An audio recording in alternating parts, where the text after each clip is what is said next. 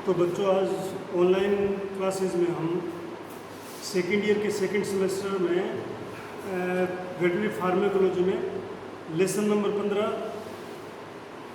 यानी ए धातु non metals के बारे में पढ़ेंगे, जो औषधियों के काम में नॉन मेटल्स जो औषधि के रूप में पशु चिकित्सा में काम में आते हैं उसका अध्ययन करेंगे। ए धातु या नॉन मेटल्स या हेलोजन्स, इस कैटेगरी में ज़्यादातर जो मटेरियल है वो गैस के रूप में होते हैं, और अगर गैस के रूप में नहीं तो इनका मेल्टिंग पॉइंट या बॉइलिंग पॉइंट जो है मामूली सी टेम्परेचर पर ये पिघल जाते हैं या गैस बन जाती है इनकी, वो नॉन मेटल बोलते हैं इनको। तो इसके अंदर जो आज हम अध्ययन करेंगे नॉन मेटल्स में वो है क्लोरीन, आयोडीन, ऑक्सीजन, सल्फर और लकड़ी का कोयला, वुड चारकोल। ये जो चीज़ें हैं इनका अपने अध्ययन करेंगे। तो सबसे पहले है क्लोरीन। क्लोरीन जो है ये जीवाणुओं में यानी बैक्टीरिया जो है, बैक्टीरिया वगैरह जैसे जीवाणु में ऑक्सीडेशन में क्लोरीनेशन के द्वारा क्रिया करके उन्हें मार देती है। बैक्टीरिया को, जीवाणुओं को ऑक्सीडेशन और क्लोरीनेशन की क्रिया द्वारा उनको नष्ट कर देती है। और ये क्लोरीन जो है ये किस किस यौगिक के रूप में अपने को उपलब्ध है, वो है ब्लीचिंग पाउडर है, ब्लीचिंग पाउडर, यूसोल, EUSOL, यूसोल, और यूपेड, यूपेड मतलब EUPAD, यूपेड, और एक है डेकिन सॉल्यूशन, डेकिन्स सॉल्यूशन, और एक है क्लोमीन, क्लोमीन CHLOAMI यानी क्लोमीन। यानी ये पदार्थ हैं जो क्लोरीन के जो मेडिसिन के रूप में काम में आते हैं। इनके उपयोग जो है वो क्या उपयोग है इनके उपयोग एक तो है डिसइंफेक्टेंट एंड डीओडोरेंट, डिसइंफेक्टेंट और डीओडोरेंट। ब्लीचिंग पाउडर जिसमें जैसे ब्लीचिंग पाउडर है, इस कैटेगरी में डिसइंफेक्टेंट और डीओडोरेंट में एक तो ब्लीचिंग पाउडर है।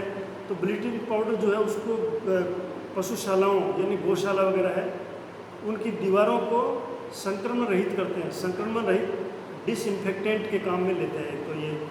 और पानी की टंकियों में जो पीने का पानी होता है टंकियों में, उनमें पानी को शुद्ध करने के लिए 4 ग्राम ब्लीचिंग पाउडर 2 गैलन पानी में, 2 गैलन पानी जो होता है उसमें 4 ग्राम मिलाते हैं। उस हिसाब से ये ब्लीचिंग पाउडर पानी की टंकियों में पानी को शुद्ध करने के लिए मिलाते हैं। और एक जो है ना सर्जन जो है, शल्य चिकित्सक जो सर्जरी करते हैं, वो अपने हाथों को साफ़ करने के लिए ब्लीचिंग पाउडर में सोडियम कार्बोनेट बराबर के हिस्से मिला देते हैं। ब्लीचिंग पाउडर और सोडियम बाइकार्बोनेट बराबर की मात्रा में मिला करके हाथ को साफ़ करने के काम में लेते हैं, ऑपरेशन से पहले और बाद में। ये तो अगर डिसइंफेक्टेंट और डीओडोरेंट का मतलब होता है उसकी बदबू को हटाने के लिए, उसको डीओडोरेंट बोलते हैं। फिर एंटीसेप्टिक के रूप में यूपेड, यूसोल और डेकिन्स सॉल्यूशन और क्लोमीन, ये जो यौगिक है ये इस काम में एंटीसेप्टिक के रूप में काम में लेते हैं। एंटीसेप्टिक रूप में कैसे काम में लेते हैं इनको? एक तो घाव को साफ करने के लिए, अगर मान लो कोई वुंड है, वुंड यानी घाव, उसको साफ करते हैं इससे। एक बदबूदार कैविटीज़ को साफ करने के लिए, अगर कोई कैविटीज़ है जैसे मान लो पस कैविटी बन गई, या मान लो कोई वेजाइना के अंदर बदबू आ रही है, बच्चेदानी में पस भर की बदबू आ रही, तो ये काम में आते हैं उसको साफ करने के लिए। और नाक और वेजाइना को साफ करने के लिए, वेजाइना का इन्फ्लेमेशन वगैरह हो या नाक में कोई प्रॉब्लम हो पशुओं के, तो उनको साफ करने के लिए ये काम में आते हैं। एक इनका तीसरा उपयोग है मेंज व रिंगवर्म की स्थिति में। मेंज जानते हो, ऊँटों में पाँव जिसे बोलते हैं, पाँव हो जाते हैं ऊँटों, वो मेंज है। ये एक प्रकार का पैरासाइट होता है एक्सटर्नल स्किन में, और एक रिनवर्म, दाद जिसे बोलते हैं, उसमें भी ये पेस्टिसाइडल के रूप में काम में आता है, पेस्टिसाइडल के रूप में काम में आता है। तो इसके 3 काम हो गए। अब अपने आते हैं सेकंड जो है यौगिक इसका है, वो है आयोडीन। पहला क्लोरीन था, अब आयोडीन है। आयोडीन में क्या है, इसके जो क्रिस्टल होते हैं, इसके क्रिस्टल जो है वो नीले काले होते हैं, नीले काले रंग के, भारी होते हैं, चमकदार होते हैं और भंगुर होते हैं। भंगुर मतलब टूट जाते हैं, मान लो आप उसको दबाओगे तो टूट जाएंगे, उनको भंगुर बोलते हैं। और एक विशिष्ट प्रकार की गंध होती है इसमें, विशिष्ट प्रकार की गंध होती है। और ये साधारण ताप पर, नॉर्मल टेम्परेचर पर भी ये वाष्पीकृत होने वाला पदार्थ है ये, कौन सा, आयोडीन। और इसके भिन्न यौगिक बनाए जाते हैं, भिन्न भिन्न यौगिक बनाते हैं अपने मेडिसिन के लिए। इसको इसके यौगिक कौन कौन से, मतलब इसके प्रोडक्ट बना सकते हैं, इसके आयोडीन के कौन कौन से प्रोडक्ट। तो नंबर 1 जो प्रोडक्ट है वो है ल्यूगोल्स आयोडीन, ल्यूगोल्स LUGOLS आयोडीन, ल्यूगोल्स आयोडीन। ये सॉल्यूशन है जिसमें आयोडीन 2 भाग लेते हैं, 2 भाग आयोडीन और 3 भाग पोटेशियम आयोडाइड, यानी 2 भाग आयोडीन 3 भाग पोटेशियम आयोडाइड, और उसमें 40 भाग पानी मिलाते हैं, 40 पार्ट पानी। यानी आप ऐसे कह सकते हो कि 5 ग्राम आयोडीन लेते हैं तो 7.5 ग्राम पोटेशियम आयोडाइड लेते हैं और 100 ml उसमें वाटर मिलाते हैं, पानी मिलाते हैं, और ये ल्यूगोल्स आयोडीन का सॉल्यूशन बन गया। ऐसे ही एक iodine weak solution, weak iodine solution बनाना हो अगर, तो उसको मतलब वो 2.5% का सॉल्यूशन जो है वो वीक आयोडीन सॉल्यूशन बोलते हैं उसको। उसमें आयोडीन लेते हैं 25 ग्राम और पोटेशियम आयोडाइड लेते हैं 25 ग्राम, यानी आयोडीन और पोटेशियम आयोडाइड दोनों 25-25 ग्राम लेते हैं। और डिस्टिल वाटर भी 25 ml लेते हैं, 25 ml डिस्टिल वाटर लेते हैं। और 90% एल्कोहल लेंगे और 1000 ml तक ये सॉल्यूशन बनाते हैं। यानी ये जो ऊपर आपने 3 चीज़ें ली है, आयोडीन, पोटेशियम आयोडाइड और वाटर, इसके अंदर इतना 90% एल्कोहल मिलाते हैं कि वो 1000 ml बन जाए। अप टू 1000 ml का मतलब है कि इनके अंदर इतना, मतलब ये एल्कोहल मिला हुआ है कि वो क्वांटिटी वो 1000 ml बन जाए। एक होता है iodine solution strong, iodine strong solution, strong tincture of iodine solution बोलते हैं इसको। ये होता है 10% सॉल्यूशन, वो था 2.5% सॉल्यूशन, ये है स्ट्रॉन्ग वाला 10% सॉल्यूशन। तो इसमें आयोडीन और पोटेशियम आयोडाइड जो है, आयोडीन 100 ग्राम लेते हैं, पोटेशियम आयोडाइड 90 ग्राम लेते हैं और डिस्टिल वाटर 100 ml लेते हैं।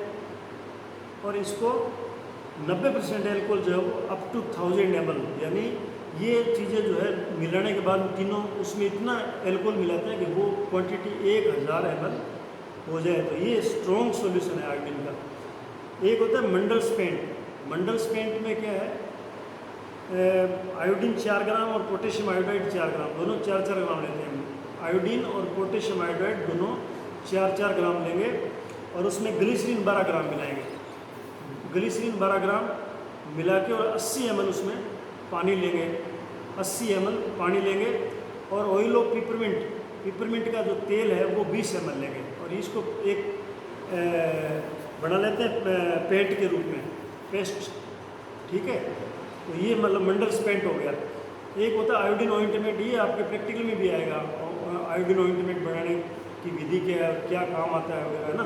तो आयोडीन ऑइंटमेंट में आयोडीन और पोटेशियम आयोडाइड दोनों को 4-4 ग्राम लेते हैं, आयोडीन पोटेशियम आयोडाइड दोनों को 4-4 ग्राम मात्रा में लेंगे। और ग्लिसरीन 12 ग्राम लेंगे और लेनोलिन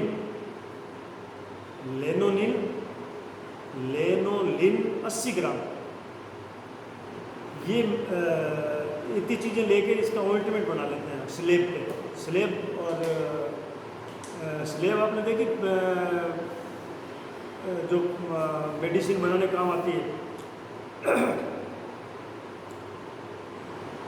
उसके बाद में ये जो यौगिक अभी आपने इतने पढ़े थे, ल्यूगोल्स आयोडीन है, वीक सॉल्यूशन आयोडीन का है, स्ट्रॉन्ग सॉल्यूशन है, मंडल स्पेंट है या आयोडीन ऑइंटमेंट है, इनके उपयोग क्या है? इनके उपयोग ये है कि जो आयोडीन सॉल्यूशन बनाया आपने वीक और स्ट्रॉन्ग, एक तो क्या गोवंश में 0.25% आयोडीन का घोल बनाकर, आयोडीन का 0.25% घोल बनाकर मेट्राइटिस व वेजिनाइटिस में, वेजिनाइटिस होता है वेजाइना का इन्फ्लेमेशन और मेट्राइटिस होता है इन बच्चेदानी में बच्चेदानी की इन्फ्लेमेशन, या उसमें रस्सी वगैरह पड़ जाती है बच्चेदानी में, यूट्रस में, उसके इलाज के लिए उसको डूश करते हैं 0.25% आयोडीन के सॉल्यूशन से। एक तो आयोडीन का ये यूज हो गया। दूसरा, आयोडीन की भाप जो है, आयोडीन की भाप या धुआं बछड़ों में पेरास्टिक ब्रोंकाइटिस यानी फेफड़ों में पैरासाइट होने से जो ब्रोंकाइटिस होती है लंग वर्म्स के कारण, लंग वर्म्स बोलते हैं जिनको, उनकी वजह से जो ब्रोंकाइटिस खांसी हो गई छोटे बछड़ों में, उसका उपचार करने के लिए आयोडीन की भाप या धुआं लोगों को देते हैं। भाप देना या धुई, अपने धुई कह सकते हैं, धुई देना। और आयोडीन की कमी से जो रोग होता है घेंगा रोग, जिसे अपने बोलते हैं गोइटर, और अपनी भाषा में, लोकल भाषा में बोलते हैं गलगंड। गलगंड यानी गले की सूजन, गला सूज जाता है आयोडीन की कमी से, उसको बोलते हैं गलगंड। और घेंगा बोलते हैं, उसमें भी ये आयोडीन थोड़ी मात्रा में, मामूली सी मात्रा में देते हैं। इसका जो देने का तरीका वो है मिनरल मिक्सचर के साथ में आयोडीन मिला देते हैं, ताकि उससे क्या है कि आयोडीन की कमी नहीं होती। पशु को मिनरल मिक्सचर रेगुलर देते हैं पशुओं को बांटे में। आपने मिनरल मिक्सचर हॉस्पिटल में देखा होगा, बाज़ार में कई ब्रांड नेम से मिलता है, न्यूमिन फोर्ट है, न्यूमिन फोर्ट के नाम से, और मिनरल मिक्सचर के नाम से। एक मेमनों में और सूअर के बच्चों में, मेमने छोटे बच्चे, मेमने जो है वो, और सूअर के बच्चे, यानी मेमने भेड़ के बच्चे या बकरी के बच्चे छोटे होते हैं उनको मेमने बोलते हैं, और एक सूअर के छोटे बच्चे, उनमें आयोडीन की कमी होती है ना, तो जगह जगह से शरीर के बाल जो है वो उड़ जाते हैं, बाल उड़ जाते हैं, शरीर के बाल इन बच्चों को उड़ जाते हैं। तो ऐसी हेयरलेस की हालत हो जाती है, हेयरलेस की हालत हो जाती है, तो उनको आयोडीन खिलाया जाता है, फीड में थोड़ा मात्रा में आयोडीन खिलाया जाता है। और अभी आपने पहले पढ़ा था ल्यूगोल्स आयोडीन, ल्यूगोल्स आयोडीन का सॉल्यूशन बनाया था आपने पहले।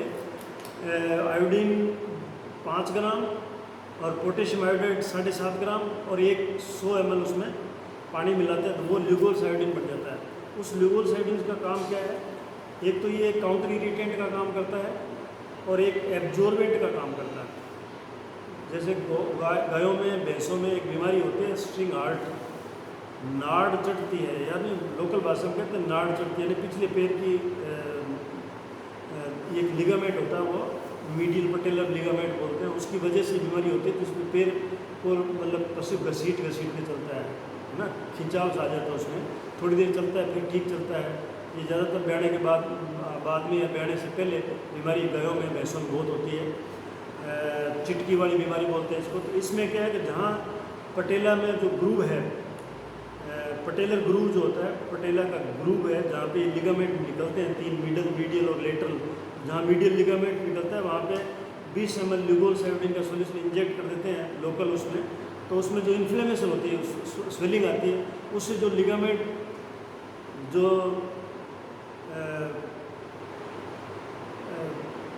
एक प्रकार से क्या लिगामेंट स्ट्रेच हो जाता है, तन जाता है, तो वो ठीक हो जाता है। इससे वो सतह खदरी सतह बना देता है, जिससे मीडियल पटेलर लिगामेंट स्लिप नहीं होता। मतलब मीडियल लिगामेंट जो है उसमें से पटेला स्लिप नहीं होता है, यानी वो निकलता नहीं इधर उधर, तो पशु ये स्ट्रिंग हार्ट की बीमारी सही हो जाती है। घोड़े में जो स्प्रेन हो जाए, अगर स्प्रेन मोच जिसे बोलते हैं, तो ल्यूगोल्स आयोडीन का 2 ml इंजेक्ट कर देते हैं उस जगह पे, तो मोच सही हो जाती है। आईवी भी लगाते हैं ल्यूगोल्स आयोडीन को। ये ल्यूगोल्स आयोडीन सॉल्यूशन, इसको आईवी भी दे सकते हैं। किस में देते हैं? पाइमिया, सेप्टिक वुंड, अगर सेप्टिक घाव हो गया, या पाइमिया मतलब होता है एक प्रकार का पाइमिया बुखार है जिसमें ब्लड में इन्फेक्शन हो जाता है। एक हेमोरेजिक सेप्टिसीमिया, यानी गलघोटू की बीमारी है उसमें भी इसका IV ग्लूकोसाइडिन को दे सकते हैं। FMD में RP रिंडरपेस्ट बीमारी में है। रिंडरपेस्ट में खुराक इसकी क्या है, हॉर्स एंड कैटल में 20 से 40 cc और कुत्ते में 1 से 5 cc IV है।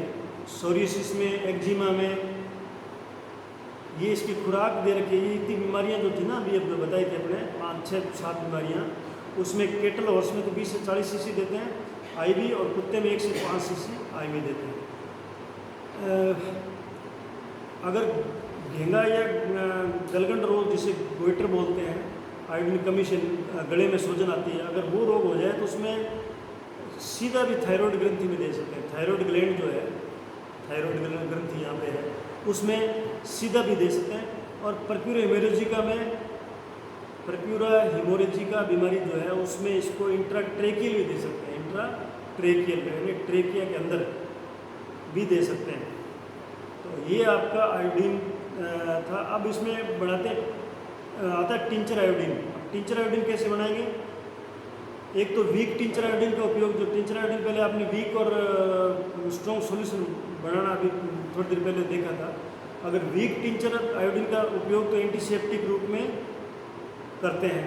त्वचा को ऑपरेशन से पहले, जब ऑपरेशन करते हैं कोई, तो उससे पहले उस जगह को वीक टिंचर आयोडीन से स्टरलाइज कर लेते हैं, उसके लिए लगाते हैं उसके ऊपर। स्टरलाइज करने के लिए weak solution of tincture iodine लगाते हैं। और एक स्ट्रॉन्ग टिंचर आयोडीन अभी आपने पढ़ा था, स्ट्रॉन्ग टिंचर आयोडीन, जिसमें आयोडीन 100 ग्राम और पोटेशियम आयोडाइड 90 ग्राम और डिस्टिल वाटर 100 ml और फिर 1000 ml तक बनाने के लिए उसमें 90% एल्कोहल लेते हैं। तो वो स्ट्रॉन्ग सॉल्यूशन है। वो स्ट्रॉन्ग सॉल्यूशन का उपयोग क्या है कि घावों पर एक तो जो घाव पर लगाते हैं तो सेल की वृद्धि को जो है बढ़ा देता है। मतलब घाव पे अगर इसको स्ट्रॉन्ग सॉल्यूशन लगाएंगे तो एक तो क्या घाव जल्दी भरेगा, यानी वो सेल जो है नई सेल बन के उनकी ग्रोथ को बढ़ा देगा। नई सेल बढ़ती है तभी तो घाव भरेगा, तो उसको स्टिमुलेंट का काम करती है ताकि घाव जल्दी भरे। फिर आयोडीन ऑइंटमेंट अभी आपको बनाना बताया था। आयोडीन ऑइंटमेंट, इसका उपयोग क्या करते हैं? ये मालिश के रूप में काम में आता है। मालिश करते हैं आयोडीन ऑइंटमेंट की।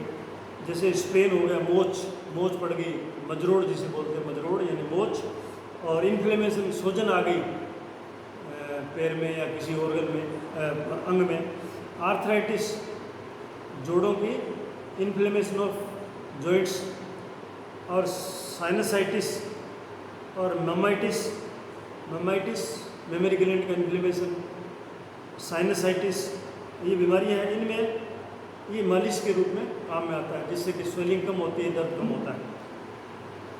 अब दूसरा आता है ऑक्सीजन। अब अपने आयोडीन के बारे में पढ़ा, क्लोरीन के बारे में पढ़ा, और अब ऑक्सीजन के बारे में। ऑक्सीजन गैस जो है ये रंगहीन, गंधहीन व स्वादहीन, ना इसका रंग होता है, ना इसकी कोई गंध होती है, ना इसका कोई स्वाद होता है, और ये जीवन रक्षक गैस है। ऑक्सीजन बहुत ज़रूरी है जीवन के लिए। बिना ऑक्सीजन के अपने जिंदा नहीं रह सकते, पशु हो या आदमी हो। तो इसके क्या उपयोग है? एक तो इसको सूंघाने से, ऑक्सीजन को सूंघाने से हार्ट की गति यानी ब्लड प्रेशर बढ़ जाता है। अगर मान लो आदमी को ऑक्सीजन नहीं मिली थोड़ी देर के लिए, तो उसकी हार्ट की गति कम हो जाएगी, यानी आदमी मरने लग जाएगा। तो उसमें अगर ऑक्सीजन सूंघाते हो तो वो एक प्रकार से उसकी हार्ट की बीट शुरू हो जाएगी। तो इसका उपयोग कब करते हैं? एक तो हाइपोक्सिया यानी ऑक्सीजन की कमी हो जाए, सांस नहीं आता हो, सांस नहीं आए ना, सांस मतलब ऑक्सीजन नहीं मिले, उसको हाइपोक्सिया बोलते हैं। और सांस लेने में दिक्कत हो, डिस्पनिया जिसमें सांस लेने में दिक्कत हो, सांस बहुत मतलब अपने भाषा में कहते हैं दौरा आता है, यानी डिफ़िकल्ट होता है सांस लेना। एक शरीर नीला पड़ जाता है, वो भी ऑक्सीजन की कमी से पड़ता है, जिसे साइनोसिस बोलते हैं, यानी चमड़ी का रंग नीला हो जाएगा, शरीर का रंग। और एक ब्रोंकाइटिस में, खांसी में, ब्रोंकाइटिस में सांस नहीं आता है, तब भी अपने ऑक्सीजन का उपयोग करते हैं। शोक में, कोलेप्स में, शोक और बेहोशी का दौरा पड़ जाए तो, और एक पॉइजनिंग वगैरह हो जैसे कार्बन डाइऑक्साइड की, नाइट्रेट की, CCl4 कार्बन टेट्राक्लोराइड और लो हार्ट बीट रेट और मॉर्फिन, ये अगर पॉइजनिंग हो इनकी CO2 की, नाइट्रेट की, CCl4 या मॉर्फिन आदि की, जिसमें हार्ट बीट कम हो जाती है, तो अपने इनकी पॉइजनिंग में इसको ऑक्सीजन को काम में लेते हैं। एक आपने अगर सुना हो तो जब पशुओं में मिल्क प्योर हो जाता है ना, गायों में, भैंसों में ज़्यादा दूध देती है, उसमें कैल्शियम की कमी हो जाती है शरीर में, जिसे मिल्क प्योर बोलते हैं। तो उसमें अगर कैल्शियम आपके पास में अवेलेबल नहीं है तो क्या करते हैं कि उसके टीट के नाल में निप्पल लगा के, और जो हवा भरने वाला पंप होता है उसे धीरे धीरे हवा भरते हैं, उसमें ऑक्सीजन भरते हैं। उससे क्या है कि जो इसके दबाव से, जो अपने हवा भरते हैं उसके दबाव से जो नेगेटिव प्रेशर से कैल्शियम जो है वो ब्लड में चला जाता है, बोन से ब्लड में चला जाता है और इसका इलाज हो जाता है। लेकिन ये इम्प्रैक्टिकली ट्रीटमेंट है, प्रैक्टिकल ट्रीटमेंट नहीं है। ये बहुत इमरजेंसी में कभी करते थे जब ये सिर्फ, आजकल बहुत दवाई उपलब्ध है, लेकिन ये इसका एक उपयोग है। अब आता है गंधक। गंधक जो है ये बहुत काम आता है पशु चिकित्सा में। गंधक, इसको सल्फर बोलते हैं, सल्फर। इसका जो मेन यौगिक है सल्फर का वो है सल्फर सब्लिमेट। सल्फर सब्लिमेट ये हल्के गंध वाला, स्वाद रहित है और पीले रंग का पाउडर होता है। हल्के गंध वाला, स्वाद रहित, पीले रंग का पाउडर होता है सल्फर सब्लिमेट। इसका उपयोग क्या है, एक तो गौशालाओं में जहाँ गाय रखते हैं उनमें मच्छर, कीड़े या खटमल, चूहे वगैरह, ये पैरासाइट और जानवर जो होते हैं, जैसे चूहे हैं, खटमल है, कीड़े हैं या मच्छर है, मक्खियाँ हैं, इनको मारने के लिए, भगाने के लिए इसका उपयोग जो है वो चारकोल के साथ में, यानी लकड़ी का बुरादा जो जलाने के बाद लकड़ी का होता है उसको चारकोल बोलते हैं, उसके साथ मिला के जलाते हैं। इसको जलाते हैं धुएं के रूप में, तो ये जो मच्छर, कीड़े, खटमल वगैरह मर जाते हैं या वहाँ से दूर चले जाते हैं। एक गौशालाओं में और अस्पतालों में, हॉस्पिटल्स में डिसइंफेक्टेंट के रूप में काम आता है, यानी जर्मीसाइडल है, ये जीवाणुओं को मारता है। दूसरा क्या है, खाज खुजली, पशु में खाज खुजली है, मेंज है, उसमें ऑइंटमेंट के रूप में भी काम में लेते हैं। अगर मान लो खाज खुजली हो गई या एक्जिमा हो गया पशुओं में, मेंज है, मेंज जो आपको पता है, मैंने ऊँटों में ज़्यादातर मेंज होती है जिसमें पाँव बोलते हैं उसको, लोकल भाषा में पाँव बोलते हैं, उसमें सल्फर ऑइंटमेंट लगाते हैं। सल्फर ऑइंटमेंट कैसे बनाओगे, सल्फर सब्लिमेट 125 ग्राम लोगे, सल्फर सब्लिमेट 125 ग्राम लोगे, पोटेशियम कार्बोनेट उसमें 30 ग्राम मिलाओगे, पोटेशियम कार्बोनेट 30 ग्राम मिलाओगे, और ऑयल लिंसीड, तिल्ली का तेल, ये 570 ml मिलाओगे, 570 ml तेल मिलाओगे और इसको एक ऑइंटमेंट बना लोगे आप। ऑइंटमेंट बनाना है इसका, और फिर उसको एक्सटर्नली लगाते हैं। इससे पाँव ठीक हो जाएगी, खुजली ठीक हो जाएगी, खाज खुजली और एक्जिमा है तो ये सही हो जाता है।